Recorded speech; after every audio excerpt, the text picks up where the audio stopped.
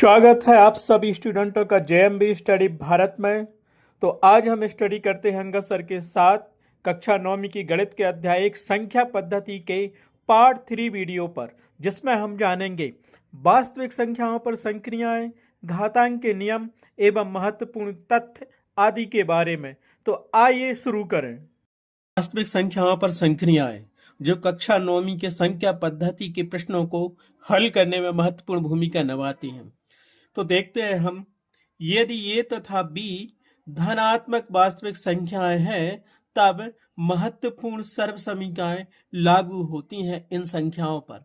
पहली सर्वसमीका हमें दी गई है अंडर रूट ए इंटू बी होता है, तो हम उसको लिख सकते हैं अंडर रूट ए इंटू अंडर रूट बी। दूसरी सर्वसमीका इसी प्रकार हम देखेंगे कि अंडर रूट के अंदर ए अपॉन बी होती है, तो उसको हम लिख सकते हैं under root A upon under root B.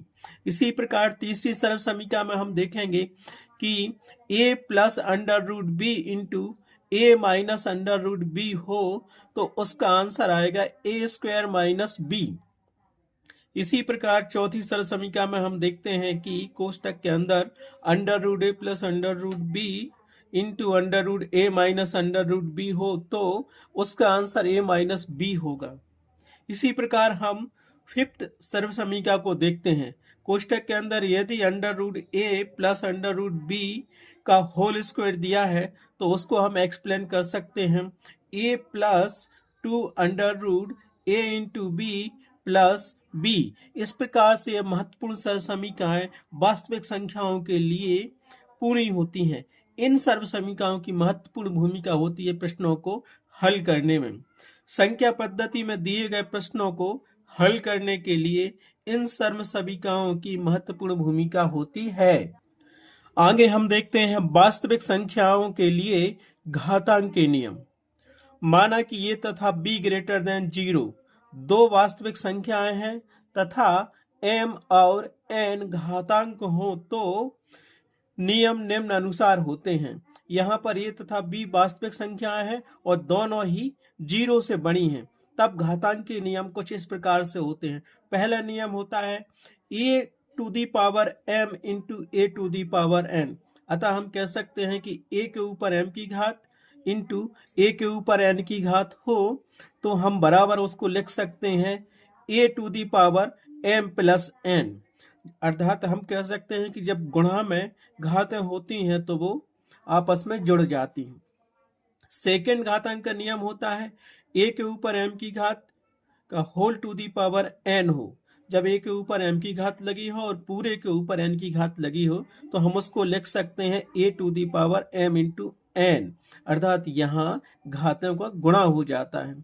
तीसरा घातांक का नियम होता है a to the power m upon b to the power n हो, sorry a to the power m upon a to the power n हो, तो उसको हम लिख सकते हैं a to the power m minus n। और यहाँ पर एक बात याद देना, m हमेशा बड़ा होता है n से, क्योंकि n की घात a पर नीचे लगी हुई है। और चौथा घातांक का नियम होता है a to the power m into B to the power m हो, तो इसको हम लिख सकते हैं a इंटू बी का whole to the power m। एक बात और यहाँ ध्यान देने लायक है, देखो यहाँ बेस सेम दिया है, a के ऊपर m की घात लगी है और a के ऊपर n की घात लगी है, अर्थात बेस सेम है, इसलिए इसमें घातें जुड़ जाती हैं।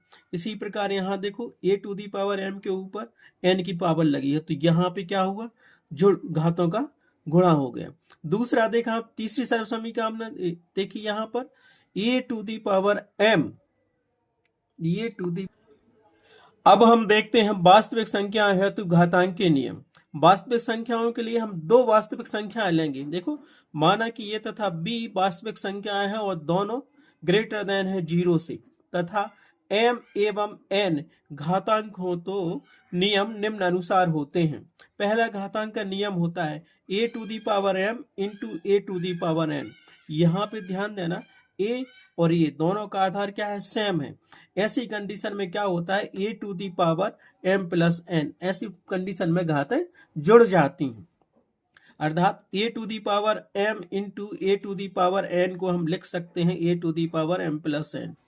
उसी प्रकार सेकेंड घातांक के नियम से हम देखते हैं कि a to the power m के ऊपर n की पावर लगी है, तब उसको हम लिख सकते हैं a to the power m into n। इस कंडीशन में क्या होता है, घातों का गुणा हो जाता है। तीसरा घातांक का नियम होता है a to the power m upon a to the power n। इसको हम लिखेंगे a to the power m minus n। और एक बात ध्यान देना, यहाँ पर दोनों का बेस सेम है a और a।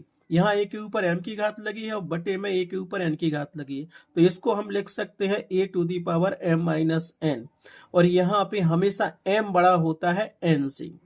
चौथा घातांक का नियम होता है a to the power m into B to the power m हो, तो इसको हम लिख सकते हैं a इंटू बी का whole to the power m। यहाँ पे बेस डिफरेंट है लेकिन पावर सेम है, इसीलिए ए बी का whole to the power m होगा। तथा इनसे हम एक रिजल्ट निकाल सकते हैं जो इस प्रकार होगा, अगर a के ऊपर 0 की घात लगी है तो उसका मान होता है 1। चाहे 1 के ऊपर 0 की पावर लगी हो, या 2 के ऊपर लगी हो, या 3 के ऊपर 0 की पावर लगी हो, या किसी भी संख्या x y z के ऊपर 0 की पावर लगी हो, तो उसका मान हमेशा 1 होता है। और लास्ट हमें घातांक का नियम मिलेगा 1 upon a to the power n हो, तब इसको हम लिख सकते हैं a to the power minus n, अर्थात a के ऊपर माइनस n की घात प्राप्त हमें होगी। ये घातांक का महत्वपूर्ण नियम है। अब हम देखते हैं कुछ इंपोर्टेंट फैक्ट अर्थात महत्वपूर्ण तथ्य जो MCQ क्वेश्चन में महत्वपूर्ण भूमिका निभाते हैं।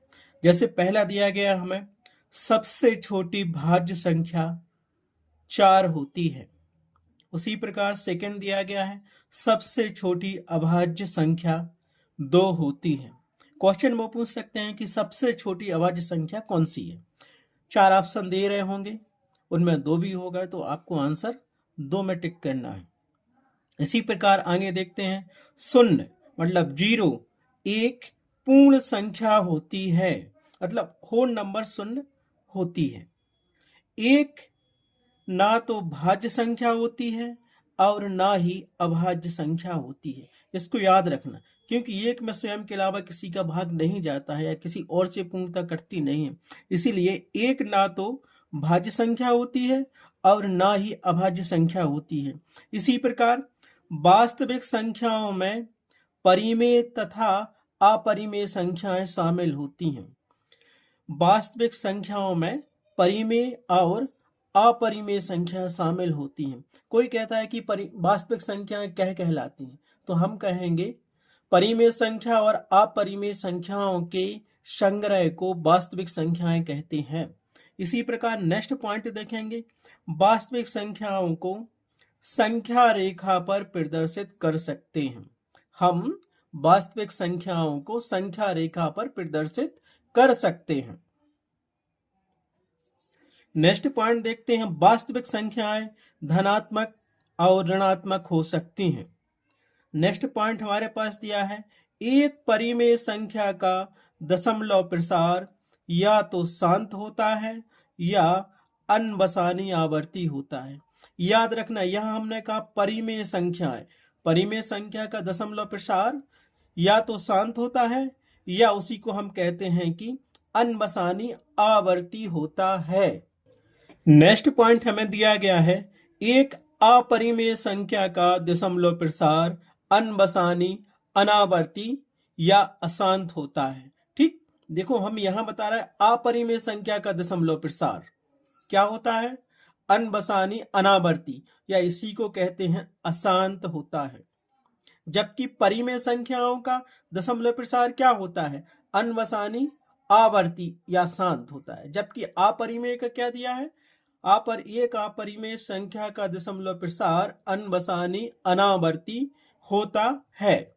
नेक्स्ट इंपोर्टेंट फैक्ट हमारे पास है, यदि ए परिमेय संख्या है तथा बी अपरिमेय संख्या हो तो ए प्लस बी और ए माइनस बी अपरिमेय संख्या होगी। अर्थात हम कह सकते हैं कि यदि 2 परिमेय संख्या दी गई हैं, उनमें से ये परिमेय है और बी अपरिमेय है, तो इनको हम जोड़ेंगे और घटाएंगे ये, तो वो क्या होंगी, कौन सी संख्या बनेंगी, अपरिमेय संख्या बनती हैं। नेक्स्ट पॉइंट देखेंगे, यदि ए परिमेय संख्या है और बी अपरिमेय संख्या है तथा बी बराबर नहीं है 0 के, तो ए इंटू बी एवं ए अपॉन बी अपरिमेय संख्या होंगी। ठीक उसी प्रकार जिस प्रकार ए परिमेय होती है और बी अपरिमेय होती है, दोनों का योग और व्यवकलन क्या होता है, एक अपरिमेय संख्या बनती है। उसी प्रकार यदि ये परिमेय है और बी अपरिमेय संख्या है और बी बराबर नहीं है 0 के, तो दोनों संख्याओं का गुणा करने पर जो संख्या बनेगी वो क्या बनेगी, अपरिमेय संख्या, और भाग करने पर जो संख्या बनेगी वो भी अपरिमेय संख्या होगी।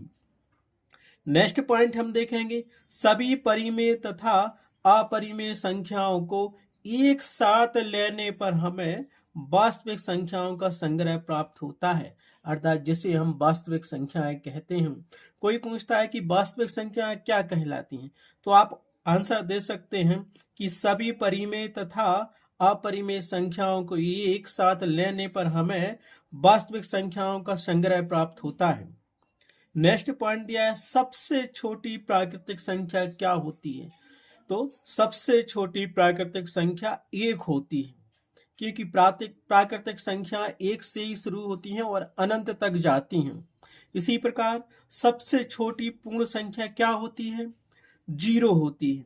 सबसे छोटी पूर्ण संख्या या होल नंबर 0 होता है, क्योंकि होल नंबर 0 से ही स्टार्ट होते हैं। नेक्स्ट पॉइंट हम देखते हैं इंपोर्टेंट फैक्ट के रूप में एमसीक्यू क्वेश्चन में जो महत्वपूर्ण भूमिका निभाएगा वो यह है, दो परिमेय संख्याओं के बीच अपरिमित रूप से अनेक परिमेय संख्याएं होती हैं। क्या दो परिमेय संख्याओं के बीच कितनी परिमेय संख्या होती हैं, तो हम कहेंगे अनेक परिमेय संख्याएं होती हैं। अब हर का परिमेयकरण कहते हैं कि हर का परिमेयकरण कैसे किया जाता है, क्या कहलाता है, तो इस परिभाषा में हम देखेंगे और कुछ एग्जाम्पल देकर हम समझाएंगे कि हर का परिमेयकरण क्या कहलाता है। तो यहां देखिए, हर का परिमेयकरण वर्गमूल से संबंधित सर्व समीकरणों के प्रयोग से हम हर को एक परिमेय संख्या के रूप में परिवर्तित कर सकते हैं।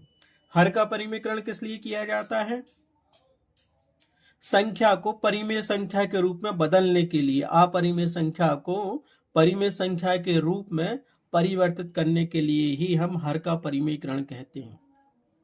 जैसे हमारे पास एक संख्या दी गई है number 1 upon under root A plus B के हर का परिमेयकरण करने के लिए हमें इसमें under root A minus B upon under root A minus B से गुणा करना पड़ेगा, जहां ए तथा बी दोनों क्या है, पूर्णांक हैं। अब under root A minus B कहां से आ गया, देखिए यहां पे दिया गया है 1 upon under root A plus B, तो जो नीचे जो ए प्लस बी दिया गया है इसी को हमने लिख दिया under root A minus B. ऊपर यहां क्या किया हमने, रूट ए माइनस बी ऊपर लिख दिया और नीचे भी लिख दिया रूट ए माइनस बी, और इसका यहाँ इसमें गुणा कर दिया जैसे नीचे दिया गया है 1 upon under root A plus B गुणित under root A minus B upon under root A minus B, अर्थात यहाँ साइन चेंज हो जाता है। अगर यहाँ माइनस होता तो यहाँ पे हम प्लस साइन लगाते। इस प्रकार से हम इसको हल करेंगे तो हमें एक परिमेय संख्या प्राप्त होगी।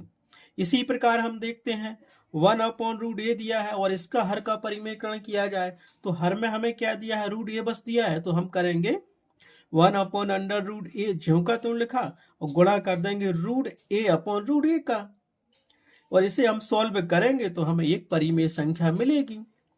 यहाँ हमने ये चीज याद रखना, यहाँ पे जो हर में जो संख्या दी रहती है उसका केवल साइन चेंज होता है गुणा करने में, और ज्यों का त्यों लिख दिया जाता है। इस प्रकार से महत्वपूर्ण भूमिका निभाता है संख्या पद्धति के प्रश्नों को हल करने में। जैसे हमें दिया गया है under root 3 plus under root 2 upon root 2 minus root 3, इसका हम हर का परिमेयकरण करेंगे तो अब क्या होगा, आप देखिए हर में हमें संख्या क्या दी है, रूट 2 माइनस रूट 3, बस इसी का हम क्या करेंगे, गुणा करेंगे, लेकिन क्या करेंगे, माइनस का प्लस हो जाएगा। तो पहले तो हम लिखेंगे root 3 plus root 2 upon √2 minus √3 गुणा किया, हर का परिमेयकरण क्या होगा, यहां दिया है √2 माइनस √3, तो अपन क्या करेंगे, यहां √2 प्लस √3 कर दिया। देखो यहां माइनस साइन था, प्लस हो गया, बस ये जो का तो यहां पे लिख दिया √2 प्लस √3, ये हर का परिमेयकरण हो गया। इस प्रकार से कई संख्या होती हैं, जैसे 1/2 माइनस √3, इसका हर का परिमेयकरण करना पड़ेगा। तो हम देखेंगे हर में हमें क्या दिया है, 2 माइनस √3, बस ये साइन चेंज करेगा, इसको ज्यों का त्यों लिख दो, गुणा किया और 2 प्लस √3 माइनस का प्लस हो गया और अपॉन में 2 प्लस √3। अब इस संख्या को काट दो तो क्या आएगा, इसको काटेंगे तो 1 आएगा, 1 का गुणा होगा तो ज्यों का तो मिल जाएगा। इस संख्या अब इसको हल करेंगे तो हमें क्या मिल जाएगा, एक जो परिमेय संख्या मिल जाएगी। हर का परिमेयकरण इसीलिए किया गया है कि जो संख्या दी है उसको परिमेय संख्या के रूप में परिवर्तित करना। Thanks for watching my video.